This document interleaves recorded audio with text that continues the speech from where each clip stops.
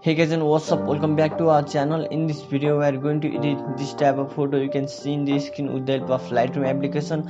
So before starting, if you are new in this channel, make sure to subscribe and press the bell icon for new update. So without wasting any time, let's get started.